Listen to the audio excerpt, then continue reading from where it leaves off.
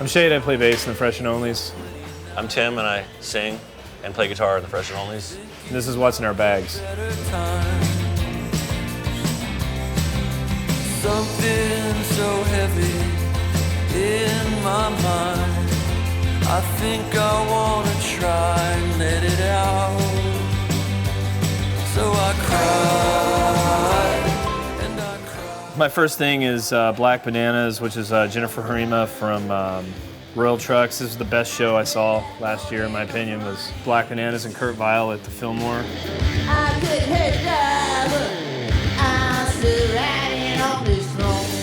Typically, I don't like this kind of music because it's a little more like on the dirt rock kind of side, but I love it when people take music that I do not like and interpret it in a way that like resonates with me. And Jennifer Harima manages to stay youthful and constantly be challenging herself and experimenting, and she rules. This is the Raincoats, Out of Shape.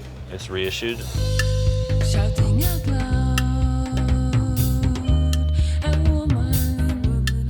It's a really classic, like art rock, early '80s British female art rock band with affiliations to Robert Wyatt from Soft Machine and Matching Mayo Wall, Thompson. and Mayo Thompson as well. The cool thing about the Raincoats, man, is they're the only band that can play their songs pretty much. I mean, I'll like try to play along with them, and I can play the parts, but it doesn't sound like the Raincoats. Yeah, it's pretty amazing. Next up is NRBQ, Kick Me Hard. It was an accident. Oh, baby, it was an accident. I didn't mean it. I used to live in Tampa, Florida, and they used to always play, and people would lose their minds because NRBQ was coming, and to me, it was just like annoying, like older white dudes going to their shows, but you know, I'm not a cynical guy, man. I'll keep trying something until it takes. There's one I'm gonna get. This is gonna be the one. It's supposed to be super tight, super straight pop songs, and really like kind of quirky with a huge sense of humor. I have here the Bee Gees, Rare, Precious, and Beautiful. Where is the girl I loved all along? The girl that I love, she is gone, she is gone.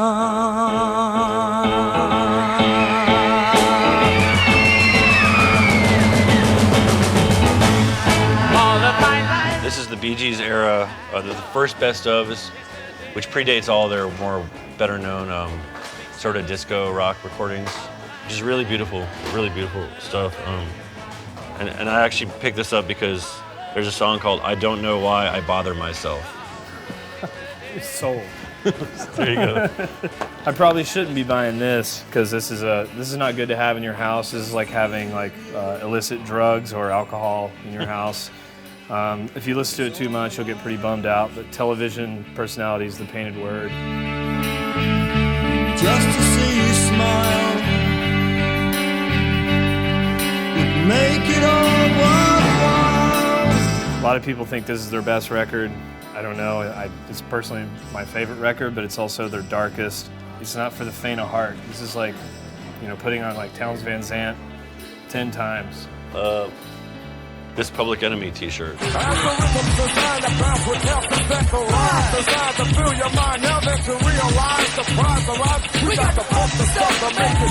Fear of a Black Planet, by far their best album in my opinion. Their third album, fully realized, full of samples and strange transitions between songs.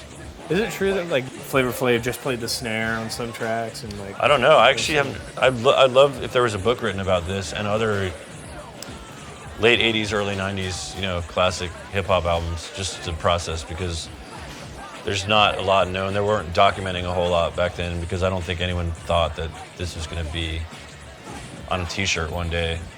Yeah. Again, another old thing. Hüsker Du's Candy Apple Gray.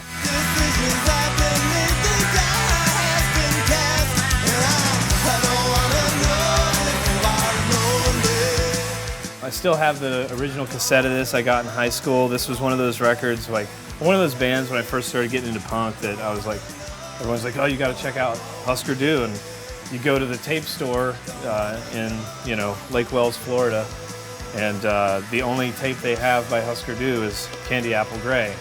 And I put it on and I was like, this doesn't really sound very punk, especially like the second track, which is one of my favorite tunes now, called Don't Wanna Know If You're Lonely. But yeah, I've never owned it on vinyl because I was always attached to the cassette. So I figured I'd buy the record and revisit it again because they just reissued the Bob Mold, like the Sugar Copper Blue, and that record's really amazing. It's kind of reignited my passion and love for Hüsker Dü, which was like a huge influence on me as far as when I started learning to play guitars and stuff. You know, really blissful but noisy and loud and gorgeous.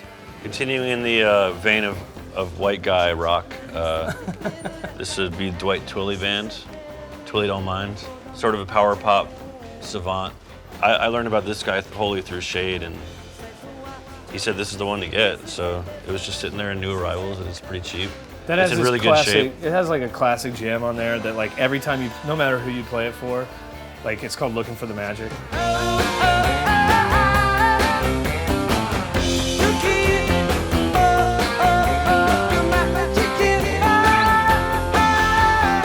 Anytime people hear that song, they freak out because I can't believe it wasn't like a #1 hit in the States or something. I don't know where it charted, that single did, but it's like, you hear that song, there's no way you couldn't like it. This is another punk rock classic for me, Rites of Spring. I woke up this morning with a piece of passcode in my hand, and I took it. This is the only thing they actually ever put out. I really love his voice on here and the guitars. It's really just anthemic, beautiful. I lived like at a squat in like Central Florida when I was like fresh out of high school. One of my favorite memories from that time period was bleaching my hair out, like taking a cold shower by candlelight with this on like a boombox. Candlelight. It was, man. It was beautiful, dude. Come on. Sorry, I couldn't. But because we didn't have electricity and we only had cold running water, so. But I remember just like jamming this and just being like stoked that I was gonna have white hair. You know, when you're 18, you're pretty. It's easy to have a lot of magic. Just Wyman, our guitar player, Wyman Miles, threw the classic hit off this record. That's All. He threw it on in the van yesterday, and it just reminded me how like absolutely brilliant that song is. But just as I thought it was going all right, I found out I'm wrong when I thought it was right.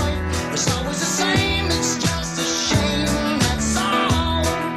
Da-da-da-da, da-da-da-da. You could sit on and do-da-do-da.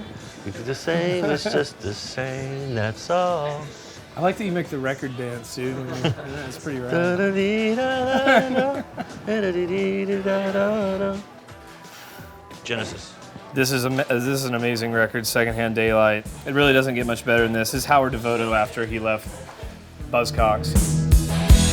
Under sugarloaf, hail on the outhouse again. This was his interpretation on rock music. It's like if you're a fan of Roxy music or pre and post-punk era rock and roll music, this guy was pretty much the bee's knees as far as I'm concerned, Howard Devoto. Last but not least, I don't think I've ever seen this at Amoeba. This is Saafir, Boxcar Sessions. But I don't pick up his cause the sales get derailed and told he owed an abundance of cash. Damn, I let it go, he was my man. Early 90s, 93 or 94, Bay Area classic, East Bay. Rapper famously feuded with Hieroglyphics and that whole other Oakland crew. One of the most interesting flows in rap music ever. And doesn't really sound like anything else. Nothing has ever sounded like this since then. $20 for a used CD, but probably never gonna see it again, so. Cool, guys. Well, thanks for coming in. Yep. And walk into another glass door. Cause I keep thinking that the window here is open wide. Amoeba